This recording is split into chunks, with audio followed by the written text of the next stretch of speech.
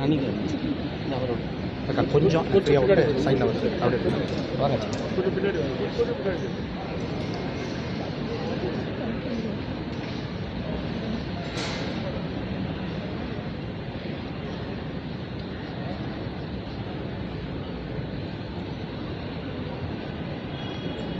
நல்லா ரெடினா சொல்லுங்கண்ணா.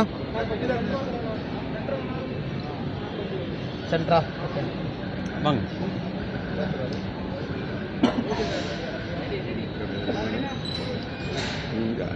பத்திரிகை நண்பர்களுக்கு பாரதிய ஜனதா கட்சி சார்பாக எங்களுடைய பணிவான வணக்கத்தை தெரிவித்து, சகோதர சகோதரிகளே, உங்களுக்கு தெரியும், நம்முடைய பாரத பிரதமர் நரேந்திர மோடி அவர்கள் நேற்று மிக முக்கியமாக ஒரு 3 முடிவுகளை எடுத்து நாட்டு மக்களுக்காக அறிவித்திருக்கின்றார். அதில் மிக முக்கியமானது நம்முடைய பெட்ரோல் டீசலினுடைய விலையை மறுபடியும் நம்முடைய மத்திய அரசு, மோடிஜியினுடைய அரசு குறைத்திருக்கிறது. நேற்று மட்டும் பெட்ரோல் 1 லிட்டரினுடைய விலை 9 ரூபாய் 50 பைசா, டீசல் 7 ரூபாய் நேற்று மட்டும் நம்முடைய மத்திய அரசு தன்னுடைய எக்ஸைஸ் டியூட்டியிலிருந்து குறைத்து மக்களுக்கு இதை அளித்திருக்கின்றார். இதற்கு முன்பு தீபாவளி சமயத்தப்ப நவம்பர் மாதத்தில் 4ஆம் தேதி அப்பொழுதும் கூட 10 ரூபாய் 5 ரூபாய் மத்திய அரசு நமக்காக பெட்ரோல் டீசலுடைய விலையை குறைத்திருக்கிறார். இன்று மொத்தமாக நவம்பரிலிருந்து இன்னைக்கு வரைக்கும் இந்த 6 மாத காலமாக பார்க்கும் பொழுது பெட்ரோலினுடைய விலையை மத்திய அரசு 14 ரூபாய் 50 பைசாவாக 1 லிட்டருக்கு குறைத்திருக்கின்றார்கள். டீசலினுடைய விலையை 17 ரூபாயாக குறைத்திருக்கின்றார்கள். இது எப்பொழுதும் கூட இந்தியாவில் இல்லாத அளவுக்கு நம்முடைய மோடிஜி அவர்கள் சாதாரண மக்களான நமக்காக இதை செய்து கொண்டிருக்கின்றார்கள். ஒரு பக்கம் சர்வதேச சந்தையிலே பெட்ரோல் டீசலுடைய விலை உயர்ந்து கொண்டே இருக்கிறது. அதாவது காங்கிரஸ் 2014 ஆட்சியை முடித்துவிட்டு மே மாதம் 2014, இன்றைக்கு நீங்கள் மே மாதம் 2022, இரண்டுக்கும் பெட்ரோல் விலையை பார்த்தீங்கன்னா டாலர் அடிப்படை டாலர் வந்து $1 60 ரூபாயும் இன்றைக்கி 76 ரூபாயும் வருது.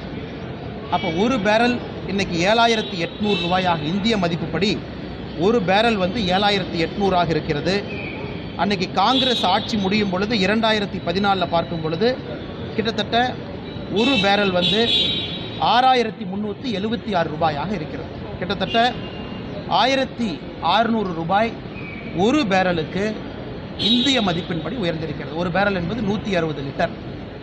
இதையெல்லாம் கணக்கு பார்க்கும் பொழுது ஒரு பக்கம் விலை உயர்ந்து கொண்டிருந்தாலும் கூட இன்னொரு பக்கம் நமக்காக நம்முடைய மோடிஜி அவர்கள் விலையை குறைத்து கொண்டிருக்கின்றார். இதனால் மத்திய அரசுக்கு 1,10,000 கோடி ரூபாய் இழப்பு ஏற்பட்டாலும் கூட நமக்காக இதை செய்ய வேண்டும் என்று செய்கின்றார். இன்னொரு பக்கம் திமுக அரசை பார்க்கும் பொழுது நாம் எந்த பட்ஜெட்லையும் கூட பிஜேபி அரசு, பிஜேபி கட்சி எங்கேயும் கூட பெட்ரோல் டீசல் விலையை குறைப்போம் என்று உறுதி கூறாமல் இதை செய்து கொண்டிருக்கின்றோம். ஆனால் எலெக்ஷன் மேனிஃபெஸ்டோவில், தேர்தல் அறிக்கையில் திமுக அரசு பெட்ரோல் டீசல் விலையை 5 ரூபாய் 4 ரூபாயாக குறைப்பதாகவும், கேஸ் சிலிண்டர் 100 ரூபாய் ஒரு சிலிண்டருக்கு குறைப்பதாகவும் சொல்லி ஆட்சிக்கு வந்தார்கள். அதை நம்பி மக்கள் ஓட்டு போட்டாங்க. அதன் பின்பு இந்த ஒரு வருடத்தில் அவர்கள் சொல்லியிருக்கக்கூடிய காரணங்களை மட்டும் பாருங்கள். நிதியமைச்சர் அவர்கள் ஏன் பெட்ரோல் டீசல் விலையை குறைக்கவில்லை என்று கேட்டபொழுது, இல்லை பெட்ரோலுக்கு மட்டும் 5 ரூபா சொன்னோம், 3 ரூபா தான் குறைக்கிறேன், 3 ரூபா குறைச்சாரு. ஆனால் சொன்ன 5 ரூபா கிடையாது. ஏன் டீசலுக்கு விலை குறைக்கவில்லை என்று கேட்டபொழுது, எத்தனை வாகனங்கள் டீசல் மூலமாக இங்கே ஓடிக்கொண்டிருக்கிறது, பயனாளிகள் எவ்வளோ பேருன்னு தெரியாதனால கணக்கு எடுத்துகிட்டு இருக்கோம். இது வந்து 1 வருஷத்துக்கு முன்னாடி சொன்னது, கணக்கு எடுத்துகிட்டு இருக்கோம், அதனால் டீசல் விலையை குறைக்க முடியாது என்று சொன்னாங்க. அதன் பின்பு பத்திரிகை நண்பர்கள் 2 மாதம் கழித்து, நீங்கள் பெட்ரோல் டீசல் விலையை குறைக்கிறேன்னு சொன்னீங்களே, தேர்தல் அறிக்கையில் 5 ரூபாய் 4 ரூபாய்னு சொன்னீங்களே, அதை ஏன் குறைக்கலின்னு கேட்டபொழுது, நான் உங்களுக்கு நேரம் சொன்னேன்னா, காலம் சொன்னேன்னா, நான் சொல்லாதப்போ எப்படி நான் குறைக்க முடியும் என்று ஒரு விதண்டாவாதமாக ஒரு வாதத்தை வைத்தார். அதையெல்லாம் தாண்டி நேற்று பத்திரிகை நண்பர்கள் மறுபடியும் நிதியமைச்சரோடு, எதற்காக பெட்ரோல் விலை டீசல் விலையை குறைக்காமல் இருக்கின்றீர்கள், மத்திய அரசு கிட்டத்தட்ட பெட்ரோலுக்கு 14 ரூபாய் 50 பைசா, டீசலுக்கு 17 ரூபாய் குறைத்த பின்பு எதற்காக குறைக்கவில்லை என்று கேட்டபொழுது ஒரு புதிய காரணத்தை சொல்லியிருக்கின்றார்கள். என்ன காரணம் அப்படின்னா, மத்திய அரசு 2014 எக்ஸைஸ் வரி என்ன இருந்துச்சு, அந்த வரி அவங்க குறைக்கட்டும், நாங்கள் குறைக்கிறோம். சகோதர சகோதரிகளே, ஒரு விடியாத அரசு, அதாவது செயல்தன்மை இல்லாத ஒரு அரசு, பொய்யை மட்டும் மூலதனமாக வைத்து கொண்டிருக்கக்கூடிய ஆளும் கட்சியாக இருக்கக்கூடிய திமுக அரசு சொல்லுகின்ற பொய்யை பாருங்கள். டீசல் எவ்வளோ பேர் பயன்படுத்துகிறாங்க தெரியாது, நேரம் காலம் சொல்லவில்லை தெரியாது, தீபாவளி அன்னைக்கு குறைச்சப்போ குறைக்க முடியாது, இன்றைக்கி குறைச்சப்போ ஒரு புதிய காரணத்தை சொல்லுகின்றார். நிதித்துறை அமைச்சர் கேட்டதுக்காக அந்த பதிலையும் சொல்லியிருக்காங்க. அதாவது 2014 பின்பு மாநில அரசு குறிப்பாக தமிழ்நாட்டில் value added tax VAT petroleum மூலமாக எவ்வளோ வருதுன்னு பார்த்தீங்கன்னா இன்றைக்கி ஒரு வேட் 1 லிட்டருக்கு கிட்டத்தட்ட 7 ரூபாய் மாநில அரசு அதிகப்படுத்தி இருக்கின்றார். 2014க்கு பின்பு நம்முடைய மாநில அரசு 7 ரூபாய் 1 லிட்டருக்கு வேட் அதிகமாக வசூல் செய்கின்றார்கள். 12,000 கோடி ரூபாய் மாநிலத்திற்கு வருமானம் இருந்தது 2014. இன்றைக்கி 19,000 கோடி ரூபாய் பெட்ரோலியம் மூலமாக வருமானம் வருகிறது. ஒரு பக்கம் சைலண்ட்டாக மாநில அரசினுடைய வேட்டை உயர்த்தி இருக்கின்றார்கள். முதல்ல 27% தான் மாநில அரசினுடைய வேட்டாக இருந்துச்சு. 2017 அந்த ஃபார்முலாவை மாற்றி 11 ரூபா 32 காசு ஃபிக்ஸடாகவும் 13% லேண்டிங் காஸ்ட்டாகவும் ஒரு புது ஃபார்முலாவை கொண்டு வந்து இன்று இவ்வளவு எக்ஸ்ட்ரா சம்பாதிக்கிறாங்க. அதை பற்றி நிதியமைச்சர் பேசவில்லை. இரண்டாவது, தேர்தல் வாக்குறுதி கொடுக்கும் பொழுது நிதியமைச்சர் அவர்கள் பாரதிய ஜனதா கட்சிக்கு ஃபோன் போட்டு கேட்டுட்டா தேர்தல் அறிக்கையில் போட்டார். பாரதிய ஜனதா கட்சியினுடைய மாநில தலைவருக்கோ பாரதிய ஜனதா கட்சியினுடைய அகில இந்திய தலைவருக்கோ திரு மு.க. ஸ்டாலின் அவர்கள் ஃபோன் பண்ணிவிட்டு தேர்தல் அறிக்கைக்கு முன்னாடி இந்த மாதிரி நாங்கள் போடுறோம், நீங்கள் குறைச்சிங்கன்னா நாங்களும் குறைக்கிறோம் அப்படின்னு ஃபோன் பண்ணிட்டா போட்டார். இவர்கள் அரசியல் லாபத்திற்காக தேர்தல் அறிக்கையில் 5 ரூபாய் 4 ரூபாய் குறைப்பதாக சொல்லிவிட்டு இன்று கூறுகின்ற அந்த சப்பு கட்டுற வேலையை பாருங்கள். அதனால் இந்த மக்கள் விரோத அரசு எத்தனை முறை சொன்னாலும் கூட மக்களுடைய துன்பத்தை நாங்கள் கணக்கில் கொள்ள மாட்டோம், எங்களுடைய அரசியல் லாபத்திற்காக தொடர்ந்து இயங்குவோம் என்று சொல்லுகின்ற அரசு மக்கள் நிச்சயமாக தமிழக மக்கள் இந்த அரசை கண்டிக்க வேண்டும். இரண்டாவது, எல்பிஜி சிலிண்டருக்கு 100 ரூபாய் குறைப்பதாக தேர்தல் வாக்குறுதியில் சொன்னாங்க. இன்றைக்கி நம்முடைய பாரத பிரதமர் நரேந்திர மோடி அவர்கள் இதனால் அரசுக்கு வருமான இழப்பு ஏற்பட்டாலும் கூட 9 கோடி பயனாளிகள் இருக்கக்கூடிய அந்த இலவச எரிவாயு திட்டத்தின் கீழ் இருக்கக்கூடிய 9 கோடி பயனாளிகளுக்கும் 200 ரூபாய் டீசலுக்கு ஒரு சிலிண்டருக்கு மானியம், வருடத்திற்கு 12 சிலிண்டர் 2,400 ரூபாய் மானியமாக நேற்று அறிவித்திருக்கின்றார்கள். இதையும் கூட மாநில அரசு தான் சொன்ன 100 ரூபாயை குறைக்க மாட்டேன் என்று அமர்ந்திருக்கின்றார்கள். ஆனால் பாரதிய ஜனதா கட்சி மாநில அரசுக்கு நாங்கள் கொடுக்க போவது 72 மணி நேரம் மட்டும்தான். 72 மணி நேரத்திற்குள்ள அவர்கள் சொன்னதை செய்ய வேண்டும். நாங்கள் புதுசாக வற்புறுத்தலை. நீங்கள் என்ன தமிழக மக்கள்கிட்ட வாக்குறுதியை கொடுத்தீங்களோ அந்த வாக்குறுதியை நீங்கள் செயல்படுத்த வேண்டும். நீங்கள் 72 மணி நேரம் 3 நாட்களுக்குள்ள தேர்தல் வாக்குறுதியில் சொன்ன 5 ரூபா 4 ரூபா 200 100 ரூபா நீங்கள் அதை செய்யணும். செய்யவில்லை என்றால் பாரதிய ஜனதா கட்சியினுடைய தொண்டர்கள் அனைவரும் கூட நம்முடைய கோட்டையை முற்றுகையிட்டு அதன் மூலமாகத்தான் இந்த அரசை குறைக்க செய்ய முடியும் என்றால் அதற்கு பாரதிய ஜனதா கட்சியினுடைய தொண்டர்கள் தலைவர்கள் நாங்கள் தயாராக இருக்கின்றோம். நிச்சயமாக அதற்கு வழி கொடுக்காமல் மாநில அரசு விலையை குறைப்பார்கள் என்கின்ற நம்பிக்கை இருக்கு. மூன்றாவதாக, மிக முக்கியமாக நம்முடைய விவசாயிகளுக்கு பயன்படக்கூடிய உரச்செலவு, அதை கிட்டத்தட்ட 1 லட்சம் கோடி ரூபாய்க்கு மேலே ஃபர்டிலைசர் காஸ்ட்டை நம்முடைய பாரத பிரதமர் நரேந்திர மோடி அவர்கள் நேற்று குறைத்திருக்கின்றார்கள். அதுவும் கூட விவசாய பெருமக்களுக்கு ஒரு பெரிய ஒரு விஷயமாக அமையும். இந்த மூன்றும் கூட நேற்று ஒரு சரித்திரமாக நம்முடைய அரசு நடத்தி இருக்கிறது.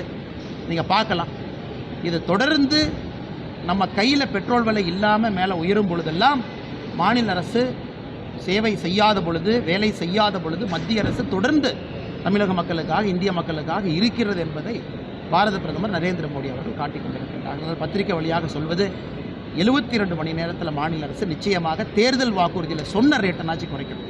அதற்கு மேலே குறைச்சாங்கன்னா சந்தோஷம். ஏன்னா பக்கத்து மாநிலமான கர்நாடகாவில் ஒரு பெட்ரோல் விலை 12 ரூபா குறைவாக இருக்குது, புதுச்சேரியில் கிட்டத்தட்ட 15 ரூபாய் குறைவாக இருக்குன்னா இது என்ன? அது ஒரு முட்டாள்தனமான ஒரு எக்கனாமிக்ஸை வச்சு எப்படி ஒரு ஆட்சி நடத்த முடியும்? அருகாமையில் இருக்கக்கூடிய மாநிலங்கள் ஒரு லிட்டருக்கு 10-12 ரூபாய்க்கு மேலே இருக்குது.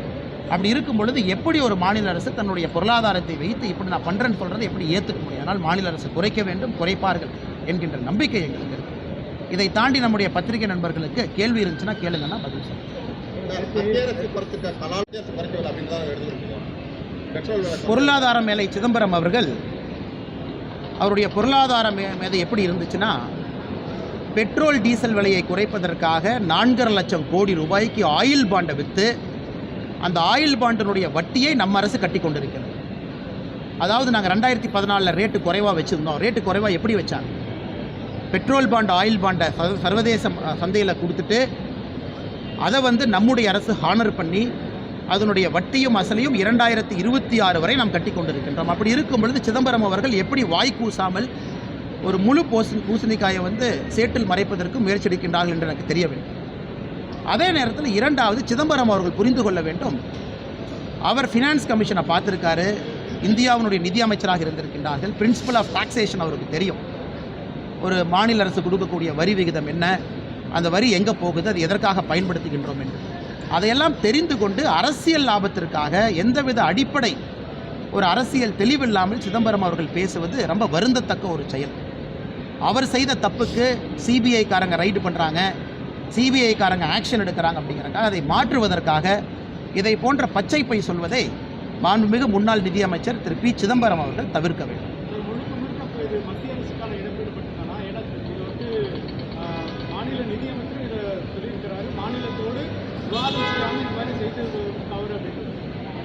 நிதியமைச்சர் அவர்கள் இந்த கூட்டாட்சி தத்துவத்திற்கு ஃபெடரலிசத்துக்கு ரொம்ப புதிய ஒரு அடிப்படை ஒரு காரணத்தை சொல்லிக் கொண்டிருக்கின்றார்கள். ரொம்ப ஆச்சரியமாக இருக்கிறது. அதாவது 10 ஆண்டு காலம் திமுக யூபிஏ கவர்மெண்ட்டினுடைய கூட்டணியில் இருந்தாங்க, டெல்லியில் ஆட்சியில் இருந்தாங்க, அமைச்சர்களாக இருந்தாங்க. அப்போ பெட்ரோல் விலையை ஒரு முறையும் காங்கிரஸ் ஆட்சி ஏற்றிய பொழுது மன்மோகன் சிங் அவர்கள் இந்தியாவில் இருக்கக்கூடிய அனைத்து முதல்வருக்கும் ஃபோன் போட்டு பேசி அப்புறம் தான் பெட்ரோல் விலை ஏற்றினாராம், அப்புறம் தான் டீசல் விலை ஏற்றினாராம். இவங்க சொல்கிறத பார்த்தா மோடிஜி அவர்கள் ஆஃபீஸ் விட்டு வெளியே வரணும்னா கூட ஒரு முதலமைச்சருக்கும் ஃபோன் பண்ணி பர்மிஷன் வாங்கிட்டு வெளியே வரணும், அதான் கூட்டாட்சி தத்துவம் என்று சொல்லுகின்றார். இந்திய அரசியலமைப்பு சட்டத்திலே மிக தெளிவாக இருக்கிறது. ஒரு சட்டமும் கூட ஆர்டிக்கல் என்ன, யூனியன் லிஸ்ட் என்ன, ஸ்டேட் லிஸ்ட் என்ன, கன்கரண்ட் லிஸ்ட் என்ன, டாக்ஸேஷன் பவர் யாருக்கு இருக்குது, இதை வாய்க்கூசாமல் பொய் சொல்லுகின்ற நிதியமைச்சர் ஒரு விஷயத்தை புரிந்து கொள்ள வேண்டும். நாம் ஆட்சிக்கு வந்த பின்புதான் மாநிலத்திற்கு கொடுக்கக்கூடிய டாக்ஸேஷனுடைய சதவீதத்தை 42% உயர்த்தி இருக்கின்றோம். இது யாருமே செய்யல. அவங்க மன்மோகன் சிங் ஆட்சியில் இருந்த பொழுது கூட திமுக எம்பிக்கள் இதை பற்றி பேசலை. அதனால் என்ன கூட்டாட்சி தத்துவத்தை பேசுகின்றார்? ஒரு மனிதர் வாய் சுத்தம் இருக்க வேண்டும்.